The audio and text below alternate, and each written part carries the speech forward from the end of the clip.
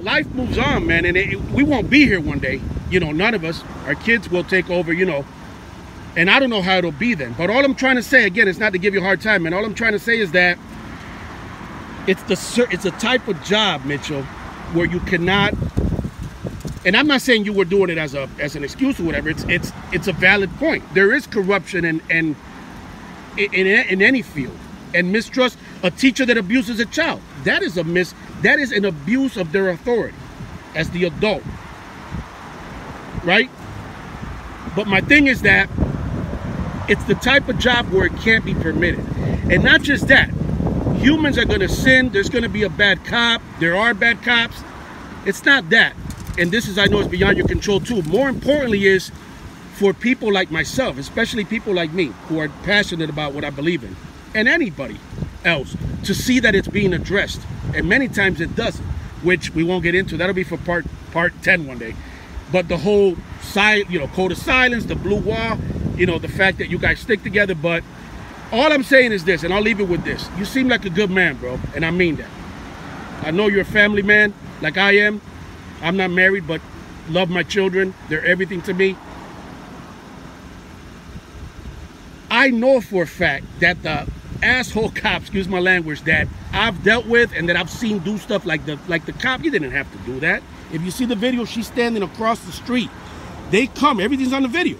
They come from across the street. They drive up on her to the point that they almost pinned her between the cruiser. He didn't hit her, but he basically drove his cruiser in a very, you know, menacing way right up to her, and then went off with that alarm you showed me, the last one, put the spotlight, and stood there just to be an asshole with the windows rolled up. It was like spring or summer. And stayed there. The video's 1:40 seconds. That's what you hear. You see her basically recording. She never even, and not that it's, you know, I know, you know, she never even went to them. She was across the street the whole time. They came to her, or he came to her. And my thing is this, and I'm going to be honest, I don't know how you'll take this. You just seem like one cool ass cop, bro. You know what I mean? Thanks. And I know for a fact that I struggle with looking at you and then looking at him, and I'm like, wow, you guys both serve the same department. And yet there's guys on there, bro, that I know do nothing, and I mean do nothing, to give you guys a good name or a good rep. And I understand what you said. You can't worry about that. You got to worry about what you do. With that being said, I'll leave you with this. Please, and this is a plea that I'm making to you, please try, and I tell this to every officer. You could ask Teddy Wilson. I went to school with Teddy Wilson. He's a FTO, field training officer, and Fabian. I went to school with both of them. We all went to Edison, bro. That's all they talked about is being police officers. And they're on the department. You know Teddy Wilson. Yep. All right. My thing is this. Try, and the key word is try. Try to make every interaction that you have with a youth a positive one, Mitchell. Because I'm the kid that on Colvin Street and J Street, Ghost Town, my old neighborhood, the West Side, grew up respecting the police. My family fled Cuba, a totalitarian dictatorship government, because it was a police state, a true police state. Let me show you something. And real quick, when I came here, I was taught they're the guys you look for. Look for the badge, look for the uniform, respect them.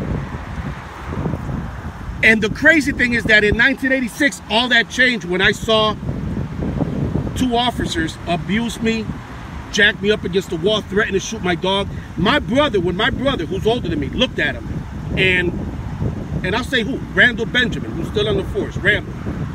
And Mark Mariano's retired. But those were the two officers. There's no secret. I've written about it. And my brother looked at Randall Benjamin and said, what you just did to our family, they basically broke into our home with no warrant, is wrong. He looked at my brother and he laughed and said, who are you, Perry Mason? You're younger than me.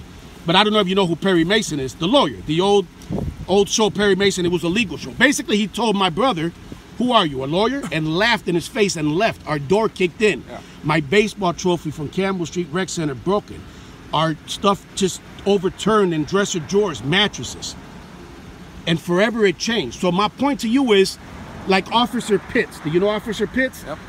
When a photo came across my feed of her playing hopscotch in the hood on the west side, Jefferson Avenue, my side, where I grew up, with a few, you know, African-American girls, maybe a couple boys, man, I had to put that out there. When David, and I forget his name, from investigator, David Sampson, downtown, major crimes, helped the old African-American lady cross the street on State and Verona, which you know is one of the busiest states, where I met you at that first time. I'm the one that took the picture. I'm the one that put it on my blog. And why do I say that? Because you gotta try, bro. I know you gotta. No, I just gotta. That's right. All right. Please try to make every interaction positive, because it could forever. Oh, I saw some officers. I didn't see that, but I didn't get that. But I saw officers playing 2-on-2 or whatever at the courts on Baden Street. Yeah. Somebody snapped a picture. It does happen. Gates police officers helped buy a basketball hoop for some kids. Yeah. Please try to do that, bro, because it goes miles, bro, in showing the kids a different side. That's all I'm asking. Let me show you what I do, Davey. Hopefully this puts your mind at ease a little bit. Okay. Every ticket I give, if there's any kids in the car, I make them all junior officers with a sticker. Can I give this to my daughter? Yeah. How old is she? And I give them a badge. She's 8. I hope she likes it. Because I always, like I said, I have kids of my own. I am all about the children. I'm going to give this to my daughter, bro. I'll never forget when I was in school. The whole reason I wanted to become a police officer is when I was in school in kindergarten. Officer friendly. Yep. Came in, dare officer. He did the same thing to me. Greatest thing ever. Officer friendly came to my school. Pay it forward. You know? 21 school. Have you ever worked the West Side?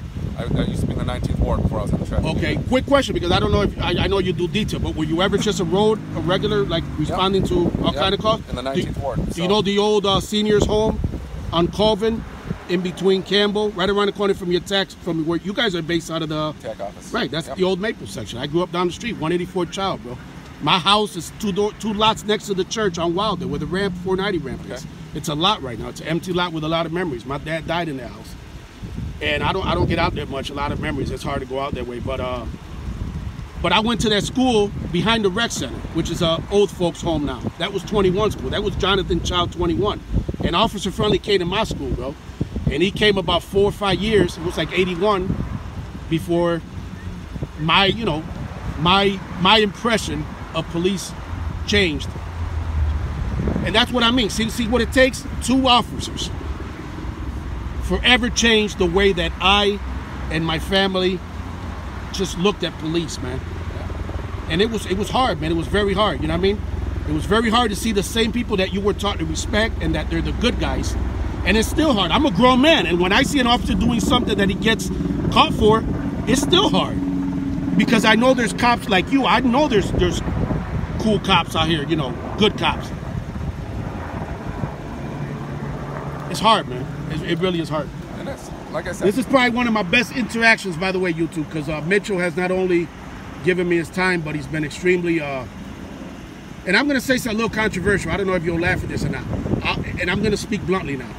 I hope nobody messes with you on the force for doing this. Because I'm just saying, because I've always suspected, I've never asked Gil, I'll ask him next time. I've always suspected that when officers, you know, even though, you know, I've always suspected that somebody gets in you guys' ear and say, listen, you know, try not to talk to them. Even if I wasn't working, you want to have a conversation? No big deal. Don't matter who you are, what you stand for. I appreciate it, man. I'm going to give this to my daughter, man. Yeah, and, I hope she likes it. I appreciate it, man. Anytime Thanks a lot, bro. I'm going to put that in. I'm going to call Simonelli and you want to ride with me? I'll show you. I want to do a video like that. I'm going to try to call Simonelli, get in touch with Simonelli. I don't know if he'll return my calls, but I'm going to try. Yeah. Can I specifically say I want to do a ride along with you? Absolutely. Just, you know, polite and respectful. That's all you can do. All right. You know, no, that's all right. Like you said, you come off loud and boisterous, but, you know, hey, is it cool if I do this? You might have to fill out some media stuff. If you're going to bring a camera or whatever the case may be. But I'd be happy to take it. Absolutely. You know? I think we're going to do that, man. I'm going to try to do that. Listen, thanks again, bro. I appreciate it. Sure thing. Good luck. Thank you for being down to earth, all right? No problem. I appreciate it, Mitch. All right, Thank you, my man. Yep.